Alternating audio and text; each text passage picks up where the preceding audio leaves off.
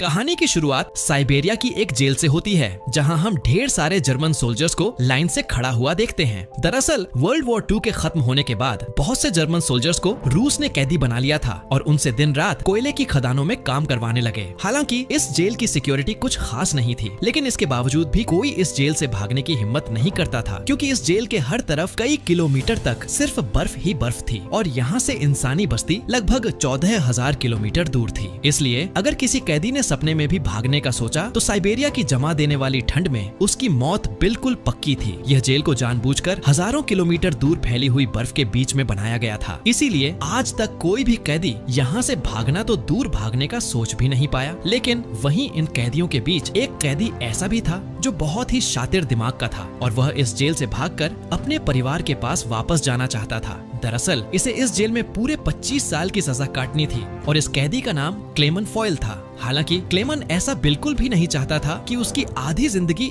इसी जेल में बीत जाए। वो किसी भी हालत में इस जेल से भागना चाहता था। किस्मत से एक दिन क्लेमन को भागने का मौका मिला और वह एक मालगाड़ी में फौरन बैठकर इस जेल से चोरी छिपे निकल गया। अब जेल के बाहर जब उसने खुले आसमान में सितारों को देखा तो वह खुशी से झूम उठा। अभी वह कुछ ही दूर पहुंचा था, तभी उस मालगाड़ी को रोक दिया गया और जब क्लेमन ने बाहर झांका तो एक रशियन सिपाही बंदूक ताने उसके सामने खड़ा था। बदकिस्मती से क्लेमन को पकड़ लिया गया और जेल से भागने के जुर्म में उसे एक सेल में बंद कर दिया गया। उस सेल में क्लेमन को पूरे 2 दिनों तक रखा गया। आखिरकार 2 दिन बाद उसे बाहर निकाला गया और जेल का वार्डन ने उसे कहा कि तुम्हारे साथी बेसब्री से तुम्हारा इंतजार कर रहे हैं। जैसे ही क्लेमन जेल में वापस गया तो उसके साथी लाठियां और डंडे लेकर उसका इंतजार कर रहे थे। सभी कैदी क्लेमन पर बहुत गुस्सा थे, क्योंकि क्लेमन के भागने की वजह से उन सबको पिछले 2 दिनों से खाना नहीं मिला था। अब बाकी कैदियों ने क्लेमन को देखते ही उस पर लाठी डंडे बरसाने शुरू कर दिए, जिससे क्लेमन बुरी तरह से जख्मी हो गया और फिर उसे जेल के हॉस्पिटल में एडमिट करना पड़ा। इस जेल का डॉक्टर भी एक जर्मन कैदी था। होश में आते ही क्लेमन ने डॉक्टर से कहा, मैं एक बार फिर से जेल से भागना चाहता हूँ और मुझे आपकी मदद चाहिए। डॉक्टर क्लेमन का जज्बा देखकर दंग रह गया। डॉक्टर ने उसे समझाया कि इस जेल से जिंदा भाग पाना नामुमकिन है और अगर तुम किसी तरह यहाँ से निकल भी गए तो बाहर की जमा देने वाली सर्दी में वापस नहीं लौटोगे। लेकिन सच यह भी है कि यहाँ रहोगे तब भी तुम्हारी मौत पक्की है, क्योंकि तुम जिस कोयले की खानों में काम करते हो वहाँ अत्यधिक मात्रा में कार्बन है, जो हवा के माध्यम से तुम्हारे शरीर में प्रवेश कर जाता है, जिससे कैंसर जैसी गंभीर बीमारियां होती हैं। इसी वजह से डॉक्टर ने क्लेमन को सलाह दी कि तुम्हें इस जेल से अंतिम बार निकलने का कोशिश जरूर करनी चाहिए। इसके बाद डॉक्टर ने क्लेमन को अपने सारे गर्म कपड़े, जूते और जरूरत का सारी चीजें दे दी। साथ ही उसने यह भी बताया कि रूसी सैनिक अपना भोजन रेलवे लाइन के पास छुपा कर रखते हैं। जाते जाते उसने क्लेमन को एक बंदूक भी दी ताकि वह अपनी हिफाजत कर सके। दरअसल इतना सारा सामान डॉक्टर ने इसलिए पहले से इकट्ठा किया हुआ था क्योंकि एक दिन वह खुद भी इस जेल से भागना चाहता था। लेकिन एक हफ्ते पहले उसे मालूम चला कि वह कैंसर का मरीज है और उसके पास सिर्फ 1 महीना बचा है। इसके बाद उसने क्लेमन को एक लंच बॉक्स देते हुए कहा कि अगर तुम जिंदा बचकर लौट गए तो मेरे परिवार तक ये लंच बॉक्स पहुंचा देना और कहना कि मैं नहीं रहा। अब कुछ देर बाद रात के अंधेरे में क्लेमन दोबारा जेल से भाग निकला और इस बार उसने मालगाड़ी की बजाय पैदल चलने का फैसला किया। अब अगली सुबह वार्डन को पता चलता है कि क्लेमन जेल से भाग चुका है, तो वह फौरन डॉक्टर के कमरे में उससे पूछने जाता है। लेकिन उसके आने से पहले ही डॉक्टर ने अपनी जान ले ली थी। इस सब के बाद वार्डन ने कई रशियन सिपाहियों को बुलाया और क्लेमन को जिंदा पकड़कर वापस लाने का हुक्म दिया। हालांकि कई दिनों की खोज पड़ताल के बाद भी उसे क्लेमन का कोई पता न चल सका। अब यहाँ जेल में सबको लगने लगा कि क्लेमन तो कब का जमकर मर चुका होगा, मगर वार्डन हार नहीं मानता है, क्योंकि उसे मालूम था कि क्लेमन बहुत स्ट्रॉन्ग है और वह इतनी आसानी से नहीं मर सकता। इसीलिए वार्डन ने हुक्म दिया कि सर्च ऑपरेशन जारी रखा जाए। तभी दूसरी ओर हम क्लेमन को देखते हैं, जो बर्फीले तूफान को पूरी ऊर्जा के साथ चीरता हुआ आगे बढ़ रहा था। जेल से भागे हुए उसे 9 दिन हो चुके थे कि अचानक कुत्तों के भौंकने की आवाज उसके कानों में पड़ी। पलटकर देखने पर उसने पाया कि एक स्लेज तेजी से उसकी ओर आ रही है। इससे पहले कि वह बचने के लिए कुछ कर पाता, स्लेज उसके ऊपर से गुजरती हुई आगे निकल गई।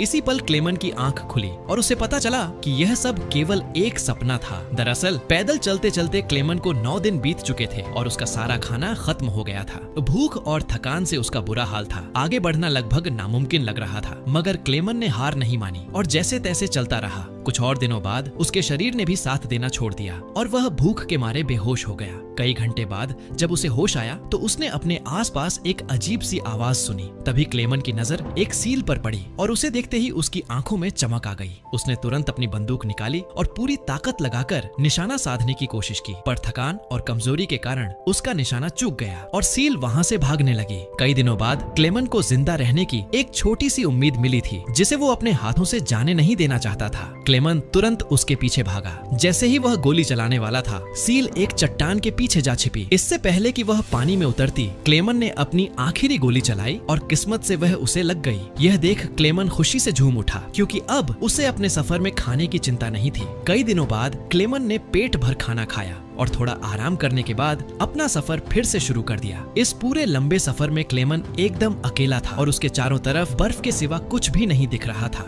ऐसे माहौल में उसकी दिमागी हालत बिगड़ सकती थी, इसलिए वो खुद में बातें करता रहता और पॉजिटिव बातें बोलकर खुद से उम्मीद जगाता रहता। इसके साथ ही वो हर समय कंपास की ओर देखता रहता, जिससे इस बर्फीली जगह में कहीं खो न जाए। ऐसे ही दिन गुजरते गए। लगातार 2 महीने चलने के बाद क्लेमन को इस बर्फीले मैदान में एक छोटा सा पेड़ दिखा। इस पेड़ को देखकर क्लेमन इतना खुश हुआ जैसे उसके हाथ कोई खजाना लग गया हो। फिर वो भागकर उसे गले लगा लेता है। दरअसल ये पेड़ इस बात का इशारा थी कि ये बर्फीला मैदान यहीं समाप्त होता है और आगे जंगल शुरू होने वाला है। वहीं उधर वार्डन, जो अब भी क्लेमन की तलाश में था, उसने अपने सिपाहियों को 500 किलोमीटर के दायरे में क्लेमन को ढूंढने का हुक्म दिया। फिर हम क्लेमन को देखते हैं जो जंगल में आगे बढ़ रहा था कि अचानक एक बर्फीला तूफान आ गया। तूफान की रफ्तार से बड़े बड़े पेड़ भी जमीन से उखड़कर गिरने लगे। क्लेमन आगे बढ़ने की कोशिश करता है, तभी एक बड़ा पेड़ सीधा उस पर गिर जाता है। क्लेमन की किस्मत अच्छी थी कि 2 आदमी सोने की तलाश में वहां से गुजर रहे थे। उन्होंने सही समय पर उसकी जान बचा ली। उसके बाद ये तीनों एक साथ आगे बढ़े और कई दिनों के सफर के बाद बर्फीले मैदान से बाहर निकल गए। रास्ते में उन्हें एक नदी मिली, जिसे पार करने के लिए उन्होंने लकड़ी की एक नाव बनाई। लेकिन इसी बीच नदी का बहाव तेज हो गया और नाव काबू से बाहर होने लगी। ऐसे में उनके एक साथी अपना बैलेंस खो बैठा और सीधा पानी में जा गिरा। यह देखते ही क्लेमन ने फौरन पानी में छलांग लगाई और किसी तरह उस आदमी को किनारे तक घसीटकर उसकी जान बचाई। दूसरी तरफ उनका दूसरा साथी उन दोनों को वहीं छोड़ देता है और अकेला आगे बढ़ने लगता है और लालच के मारे उसने अपने दोस्त का सोना भी खुद के पास रख लिया। थोड़ी देर बाद जब क्लेमन और दूसरा आदमी टेंट तक पहुंचे तो उस आदमी को अपने दोस्त पर बहुत गुस्सा आया और उसने गुस्से में उसे गोली मार दी। उसके बाद क्लेमन और वह आदमी ने सारा सामान उठाया और अपना सफर जारी रखा। वे दोनों कई महीनों तक इसी उम्मीद पर चलते रहे कि कोई इंसानी आबादी उन्हें मिल जाए। पर फिर से सर्दियों के कारण और हर तरफ के जंगल बर्फ की सफेद चादर में छिप गए। उस आदमी ने जो सामान उठाया था वह काफी भारी था, इसलिए उसे बर्फ में चलने में दिक्कत हो रही थी। यह देखकर क्लेमन ने उसका बोझ हल्का करने की कोशिश की और कहा कि कुछ देर के लिए अपना सामान उसे दे दे। लेकिन यहीं पर उस आदमी को शक हुआ कि शायद क्लेमन भी उसका सोना चुराना चाहता है, इसलिए उसने क्लेमन पर हमला कर उसे नीचे धकेल दिया, जिससे क्लेमन बेहोश हो गया। थोड़ी देर बाद जब क्लेमन को होश आया तो उसने देखा कि भेड़ियों का एक झुंड उसकी तरफ बढ़ रहा था। अपनी जान बचाने के लिए क्लेमन एक पेड़ पर चढ़ने लगा, पर चढ़ते चढ़ते एक भेड़िए ने उसका पांव पकड़ लिया। बदकिस्मती से पेड़ कमजोर निकला और बीच से टूट गया, जिससे क्लेमन नीचे गिर पड़ा। अब क्लेमन को लगा कि उसका अंत करीब है। तभी अचानक गोली चलने की आवाज आई। जब क्लेमन ने आंखें खोली तो देखा कि सभी भेड़िए मर चुके थे। असल में इलाके के शिकारियों ने लास्ट मोमेंट पर आकर उसकी जान बचाई। वे उसे अपने गांव ले गए, जहां गांव वालों ने उसका इलाज किया। बरसों की मशक्कत के बाद क्लेमन आखिरकार एक इंसानी आबादी तक पहुंच चुका था। वो कई दिनों तक उस गांव में रुका, जहां लोगों ने उसकी खूब खातिरदारी की। एक दिन गांव में एक लेटर आया। ये लेटर किसी और ने नहीं बल्कि वार्डन ने भिजवाया था। उसमें लिखा था कि एक जर्मन फौजी हमारी जेल से भाग गया है और अगर किसी ने उसकी मदद की तो उसे भी मारा जाएगा। यह देखकर क्लेमन ने गांव छोड़ने का फैसला किया, क्योंकि अगर वह वहां से नहीं जाता तो वार्डन उन गांव वालों को भी सजा देता। जाने से पहले गांव के लोगों ने उसे खाना पानी के साथ एक शिकारी कुत्ता दिया। कमाल की बात तो ये थी कि अब इस लंबे सफर में क्लेमन अकेला नहीं था। वे दोनों साथ मिलकर कई दिनों तक चलते रहे। तभी कुछ देर बाद उन्हें एक लकड़ी की फैक्ट्री दिखी और कुत्ता खाने की तलाश में उसके पीछे दौड़ पड़ा। क्लेमन अपने कुत्ते के पीछे अंदर चला गया। इसके बाद वहाँ काम करने वालों ने क्लेमन को पहचान लिया और उसे मालिक के पास ले गए। क्लेमन की कहानी सुनकर मालिक को भी उस पर दया आ गई, जिसके बाद उन्होंने उसे खाना खिलाया और जर्मनी जाने वाली ट्रेन में बिठा दिया। क्लेमन खुश था कि वह आखिरकार घर जा सकता है, लेकिन किसे पता था कि मालिक ने वार्डन को पहले ही खबर दे दी है। दूसरी तरफ वार्डन अपने सिपाहियों के साथ स्टेशन पर उसका इंतजार कर रहा था। पर स्टेशन पहुंचने से पहले क्लेमन ने दूर से ही सिपाहियों को देख लिया। मौका मिलते ही वह ट्रेन से कूदकर भाग निकला। बदकिस्मती से रूसी सिपाहियों की नजर उस पर पड़ गई और वो उसके पीछे लग गए। क्लेमन ने जल्दी से वहां से निकलने की कोशिश की, लेकिन तभी अचानक से वार्डन वहां पहुंच गया। यह देखकर क्लेमन का दिल टूट गया। अब इससे पहले कि वार्डन उसे गिरफ्तार करता, क्लेमन के कुत्ते ने वार्डन पर हमला कर उसे काट लिया और इस तरह एक बार फिर क्लेमन अपनी पूरी जान लगाकर वहां से भाग गया। लेकिन तभी उसे गोली चलने की आवाज आई और जब उसने पीछे मुड़कर देखा तो उसने अपने कुत्ते को मरा हुआ पाया। यह देखकर क्लेमन को बहुत दुख हुआ, पर इसके बावजूद वह रुका नहीं और तेजी से भागता रहा। फिर वह एक ब्रिज के नीचे से गुजर रही ट्रेन के ऊपर कूदकर वहां से बचकर निकल गया। इससे पहले कि वार्डन कुछ कर पाता, क्लेमन बहुत दूर निकल चुका था। ऐसे ही दिन बीतते गए,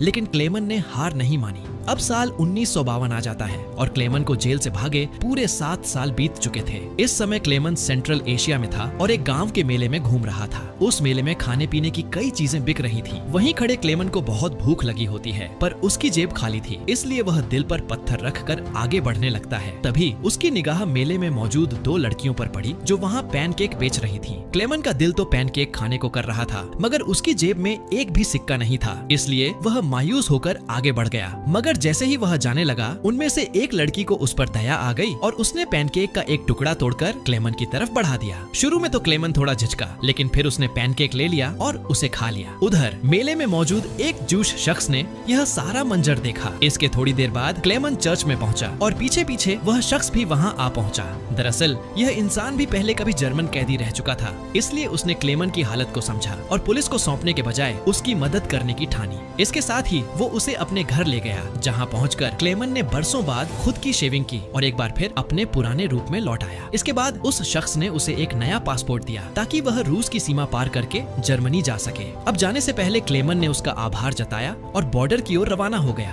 कुछ दिनों बाद वह रूसी सीमा तक पहुंचा और वहां खड़े सिपाही को पासपोर्ट दिखाया। यहाँ क्लेमन को डर था कि कहीं सैनिक उसे पहचान न ले या फिर उसका नकली पासपोर्ट पकड़ा न जाए, लेकिन खुशकिस्मती से सब कुछ ठीक रहा और उसे सीमा पार करने की अनुमति मिल गई। यह देखकर क्लेमन की खुशी का ठिकाना नहीं रहा और वह हंसते हंसते आगे बढ़ गया। अब जैसे ही वह पुल के आधे रास्ते पर पहुंचा, अचानक एक तेज रोशनी उसकी आंखों पर पड़ी और जब उसने आंखें खोली तो सामने वार्डन खड़ा था। उसने पीछे मुड़कर देखा तो वो अभी भी रूस की सरजमी पर खड़ा था, यानी गिरफ्तारी कभी भी हो सकती थी। उस पल क्लेमन के गले से तो आवाज ही नहीं निकली, क्योंकि उसे लगा कि उसकी बरसों की मेहनत अब बेकार चली जाएगी। मगर तभी एक ऐसा पल आया जिसकी उसे भी उम्मीद नहीं थी। वार्डन ने बिना कुछ कहे रास्ता छोड़ दिया और क्लेमन को आगे जाने दिया। अब पहले तो क्लेमन को यकीन नहीं हुआ, लेकिन जब यकीन हुआ तो वो कांपते हुए कदमों से आगे बढ़ गया। दरअसल वार्डन उसकी हिम्मत और जिंदा रहने की लगन से बेहद प्रभावित हुआ था, इसलिए उसने उसे पकड़ने के बजाय रिहा कर दिया। इसके बाद क्लेमन ने वो बॉर्डर पार किया और आखिरकार जर्मनी पहुंच गया। वहां उसने अपने घर का रुख किया और बरसों बाद अपनी बीवी और बेटी को देखा। अब थोड़ी देर के बाद जब वे दोनों चर्च जाने के लिए निकली तो क्लेमन भी उनके पीछे पीछे वहां पहुंच गया। चर्च के अंदर उसकी बेटी की नजर उस पर पड़ी और वह दौड़कर उसके गले लग गई। इतने साल बाद अपने पति को सामने देख उसकी पत्नी की आंखें भर गईं और आखिरकार क्लेमन के मजबूत इरादों से वह अपनी फैमिली से दोबारा मिल पाया। उस पल तीनों ने एक दूसरे को गले लगाया और यही खूबसूरत मुलाकात इस बेहतरीन सच्ची घटना पर आधारित फिल्म की अंत बन गई। तो दोस्तों, आशा है आपको यह दिल को छू जाने वाली मूवी पसंद आई होगी। अगर पसंद आई है तो प्लीज नीचे आ रही ये वीडियोस को भी जरूर देखें और वीडियो को लाइक करके चैनल को सब्सक्राइब कर लें।